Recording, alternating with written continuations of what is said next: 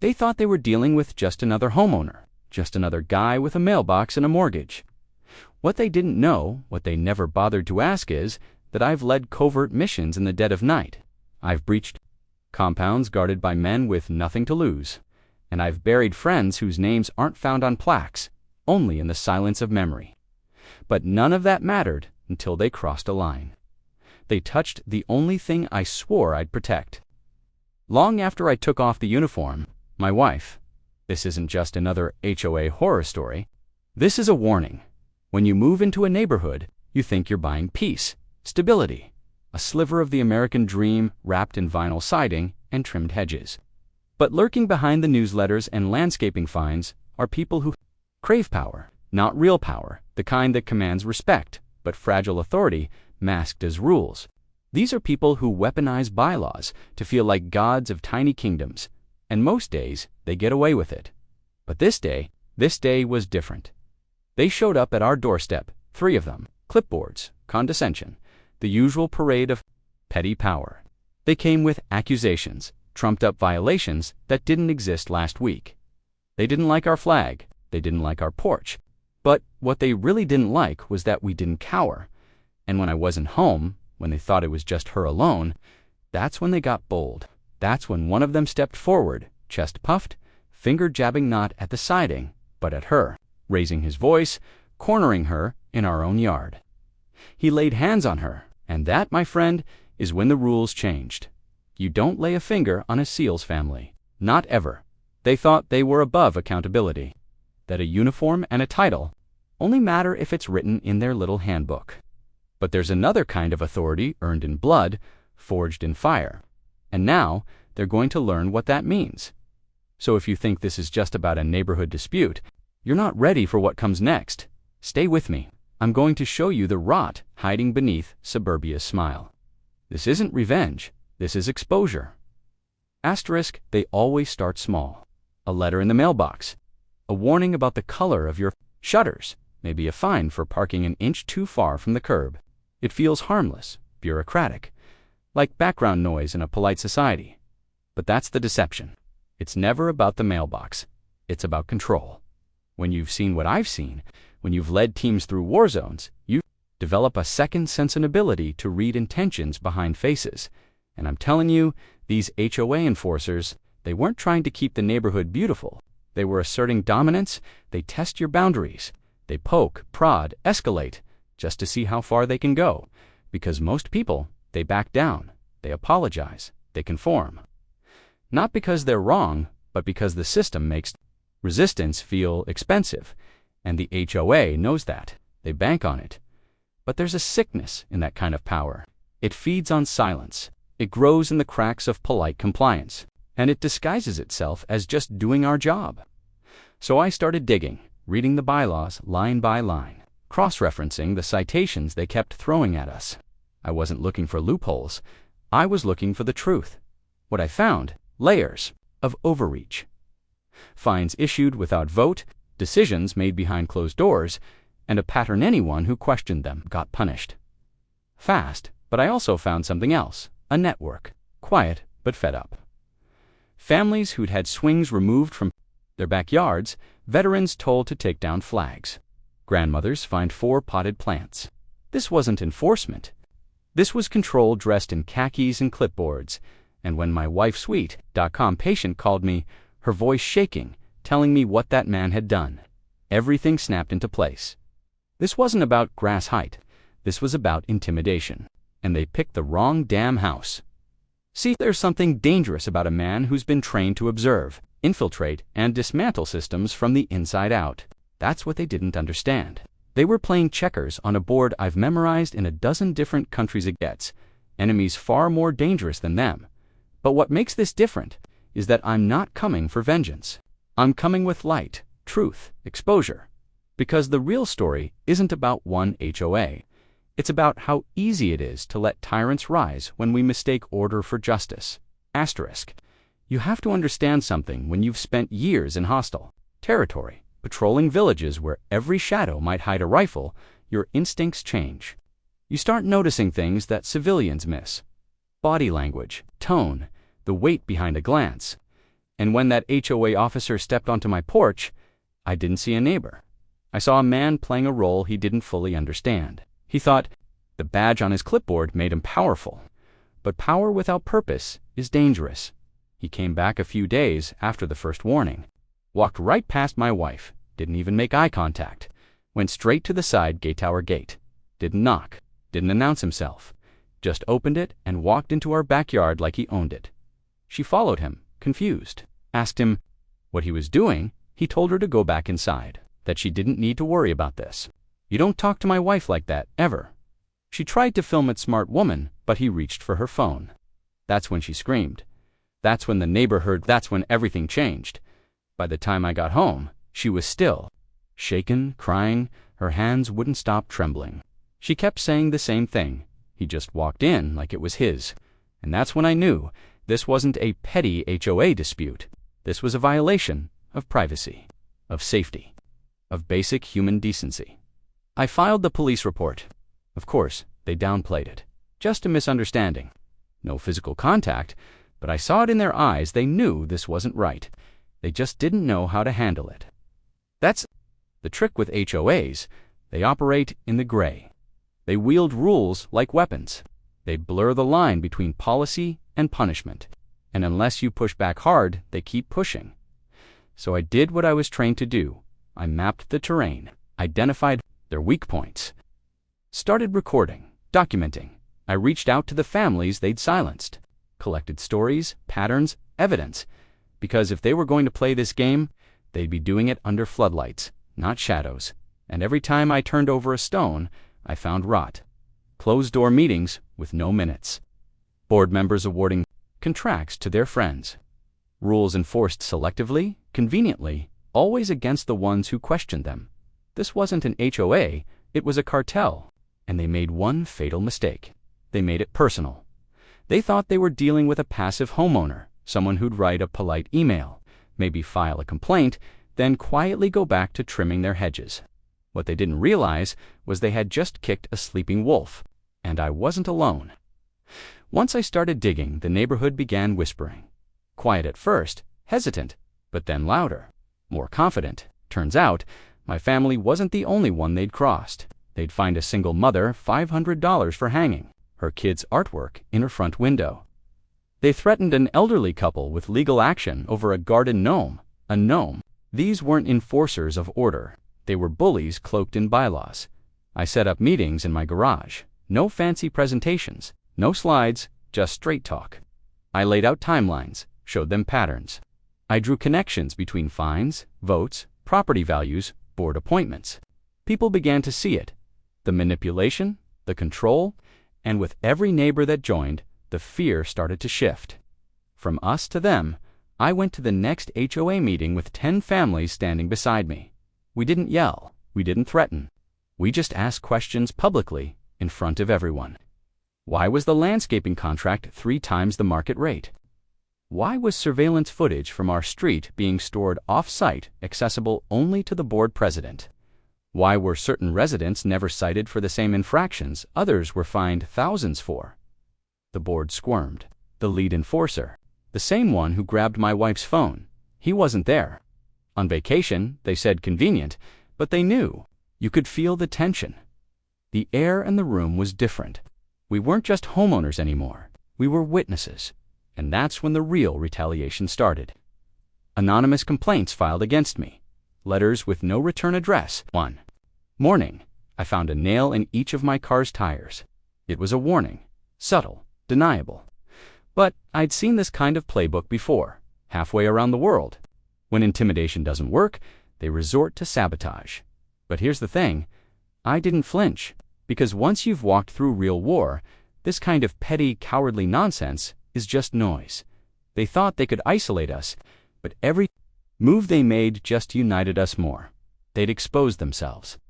Now, the hunt began. You don't go after my family and expect me to back down. That's not how I'm wired. In the Navy SEALs, we're taught to gather intelligence before we act. You don't pull a trigger until you know exactly what you're aiming at, and more importantly, what's behind it. So I got to work. Public records, property filings, contracts, meeting minutes. Most people don't even know HOA boards are required to log their decisions and publish them, but they are. And buried in those PDFs were patterns, red flags, names the same landscaping company that overcharged us, run by the brother-in-law of the board treasurer. The security patrol that gave out citations, not licensed, not bonded, not even employed by the HOA. It was a private contractor, and guess who signed the invoice? The same guy who threatened my wife. Every breadcrumb led to another. I started mapping the connections out like a war table. It wasn't just about power, it was about profit. This was a racket. They were using fear, fees, and fabricated authority to bleed the neighborhood dry, and they were counting on people to stay quiet out of embarrassment or confusion. But the part they didn't expect? I had a background in tactical ops, but I also studied law in the off-seasons. I knew how to document, how to file, how to build a case. Every phone call, every interaction, recorded, timestamped, notarized. I didn't want revenge. I wanted accountability. So I did what they never expected. I went to the county, not to scream or complain, but to report fraud, misappropriation of funds, unauthorized surveillance. I showed them what I'd found, backed by documents, interviews, and statements from other residents. You could see the investigator's face change as he flipped through the files. This wasn't some conspiracy theory. This was real. And then I dropped the final card. A video I hadn't shown anyone, not even my wife. A hidden camera I'd installed the day after the confrontation. It captured a board member late at night, trespassing into a neighbor's yard, planting a violation flag. Proof, undeniable. Now the system was in motion. Not their rigged little HOA game, but real oversight. County inspectors, legal audits, subpoenas, and the board. They were scrambling. They picked the wrong house, they picked the wrong family, and they definitely picked the wrong man. You could feel the shift in the air. For the first time, they weren't the ones in control. The HOA board that once strutted through the neighborhood like self-appointed royalty suddenly vanished behind closed blinds and lawyered-up phone calls. But the damage was already done, not to me, but to their illusion of power. One by one, neighbors started coming forward. People who had been too afraid to speak up, people who had been fined into silence, harassed until they gave up their homes, forced to sell under pressure. I heard stories that chilled me more than any battlefield briefing. A single mother threatened with foreclosure over a mailbox color. An elderly veteran charged $2,000 for having non-native plants in his yard. Plants his late wife had planted before she passed. These weren't rules, they were weapons. And I realized something deeper. This wasn't just about my wife. This was a system preying on apathy. These people counted on your silence, your ignorance, your fear of confrontation. That's what gave them power. It wasn't their position. It was our permission. So I did what I was trained to do. I led. I organized a town hall, not sanctioned by the HOA, but by the people. I invited residents, journalists, legal observers. I laid it all out, piece by piece. On a projector screen like a mission debrief, names, actions, violations.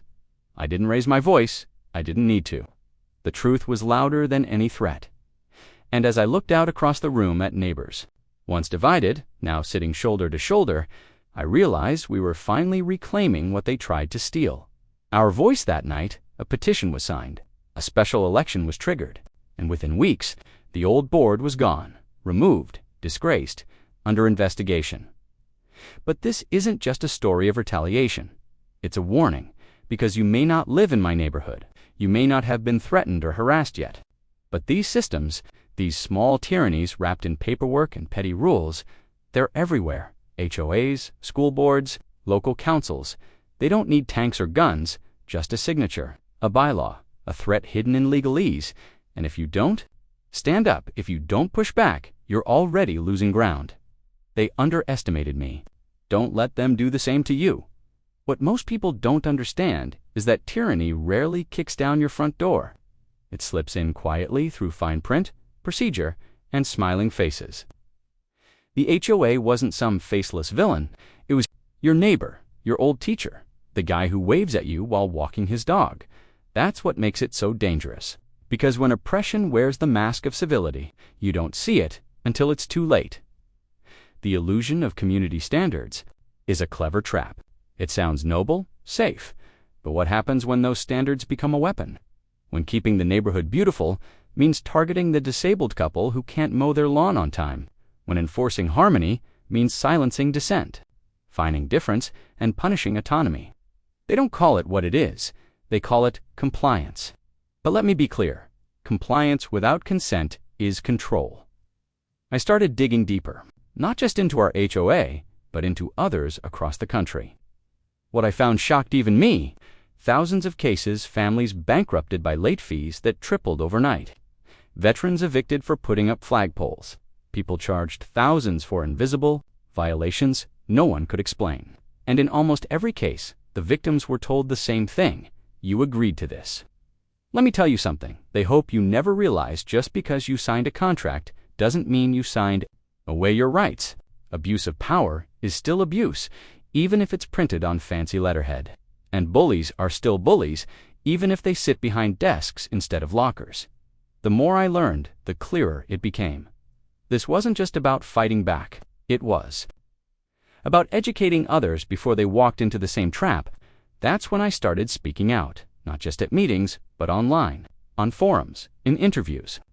I laid out how to recognize abuse, how to fight it legally, how to organize your community before it's divided and conquered. The craziest part, once people saw the truth, they couldn't unsee it. The messages started pouring in. This happened. To us, too. They took our home. We thought we were alone. You're not alone. And if you've ever felt the knot in your gut when a letter arrives, if you've ever worried that standing up will cost you everything, remember this. Fear is the weapon they use. Awareness is the shield you build. Action is the sword you carry. They didn't just pick the wrong guy. They picked the wrong time. Asterisk, the moment I realized this wasn't just about us, everything changed. You see, I went into this thinking I was defending my home, my wife, my family. But that HOA, those smug enforcers who thought they could intimidate, humiliate, and control, they woke up something much bigger. They awakened a warfighter's instinct, not just to protect, but to expose, to dismantle, and to rebuild what's been corrupted from the inside. And the truth is, most people are living under invisible rules they never agreed to. They walk around believing they're free, but they're shackled by fear. Fear of fines, of legal threats, of losing everything over a fence that's 2 inches too high or a flag they raised out of pride. This isn't about property values. It's about power, and they've tricked us into policing ourselves while they tighten the leash. Let me ask you something. When did we decide that a small group of unelected volunteers should be able to tell us what color to paint our homes? When did we give permission for someone to dictate how many cars can be in our driveway? These aren't laws passed by elected officials. These are policies enforced by people who are often completely unqualified to lead, but obsessed with control, and the system is built to wear you down. They'll hit you with petty notices, drown you in paperwork, escalate fines into liens, and hope you give up. Most people do. They don't have the time, energy, or knowledge to fight back. But I do, and I will. I started using my training not just physically, but tactically. I mapped their structure, analyzed their bylaws, tracked their communications, and I found the pressure points, the weak spots, the cracks in the armor of bureaucracy, because every fortress has them, especially the ones built on arrogance. I found the loopholes they forgot to close. I found the laws they were violating under the radar. And the first found allies, attorneys, former board members, homeowners, just like you, people who'd seen the abuse, who were ready to fight, but needed a leader to step forward and say, enough. You don't fight this kind of war with fists. You fight it with strategy, with persistence, and with the kind of clarity most people never find. Until someone tries to take everything they love, they tried to scare me into silence. Instead, they gave me a mission. This is where everything started to turn. The HOA thought they were in control, that their threats, fines, and little power plays would break me, or at least keep me quiet. But what they didn't realize is this. I've faced worse, much worse. You don't intimidate a man who's walked through war zones with bullets flying past his head. You don't push around someone who's trained to stay calm under fire. So I started making moves not loud, not messy, but precise, like a scalpel, not a hammer.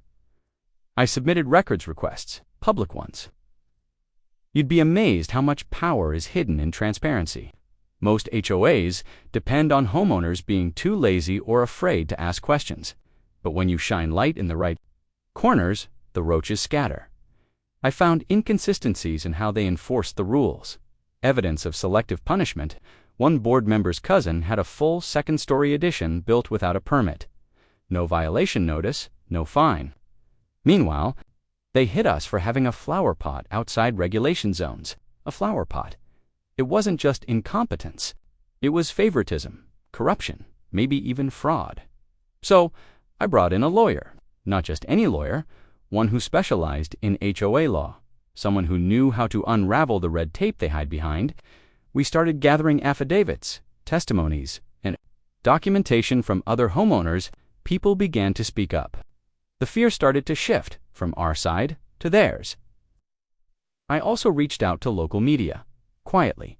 At first, they weren't interested. HOA stories are usually too small. But when I showed them the full scope, the threats, the targeting, the negligence, suddenly they were all ears. A retired Navy SEAL defending his family against HOA bullies. That's a headline. That's a storm. And while all this happened in the shadows, I made sure to remain calm on the surface. No outbursts, no confrontations, just a smile. Because the best revenge isn't rage, it's results. And the more arrogant they became, the more evidence they gave me. They thought I was reacting. They didn't realize I was setting the stage. And when it was all in place, every document, every witness, every legal loophole, I flipped the script. They wanted to fight. I gave them a reckoning. The day everything unraveled for them wasn't dramatic. There was no shouting match, no front, lawn standoff. It happened in a quiet, air-conditioned courtroom with fluorescent lights and ticking clocks, the kind of place where truth has weight and lies collapse under it. We filed a formal complaint backed by dozens of homeowner statements, recorded board meetings, and financial records that didn't add up. We presented it all, line by line. The judge read in silence. The HOA board members sat there, smug at first, but that smirk started to fade. Fast, what they thought was a personal vendetta turned into a community uprising. We weren't just fighting for ourselves anymore. We were fighting for every homeowner who got fined for Christmas lights, or warned for letting their kid's bike lean on the porch when the judge ordered a forensic audit of their finances. That was the beginning of the end. They scrambled. Resignations came like dominoes. One board member tried to cover his tracks, deleted emails, burner phones. Didn't work. Investigators found everything. Another tried to make a deal to pin it all on the president. Cowards, every one of them. They were never leaders, just small people playing dictator in a neighborhood they never earned the right to rule. A few months later, the entire board was dissolved. The HOA charter was rewritten with full community input. A new election was held, and this time, no secret ballots, no backroom deals. I didn't run. I didn't need to. I had already done what I came to do. My wife, she's finally at peace in our home. No more letters taped to the door. No more creeping fear that someone's watching, waiting to strike over lawn height, mailbox paint.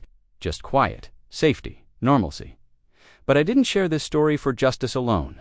I shared it for you, because chances are, if you're watching this, you've seen abuse of power too. Maybe not from an HOA, maybe at work, in your family, in your community. People in positions of authority who forgot that respect is earned, not enforced. You don't have to be a Navy SEAL to fight back. You don't need muscle or medals. You just need to know where the cracks are and how to push. Remember this. Tyrants depend on silence. So speak up. You're not crazy. You're not overreacting. You're just one moment away from pulling your own thread and watching their entire illusion fall apart. Welcome to the other side of the rabbit hole. You're not alone anymore.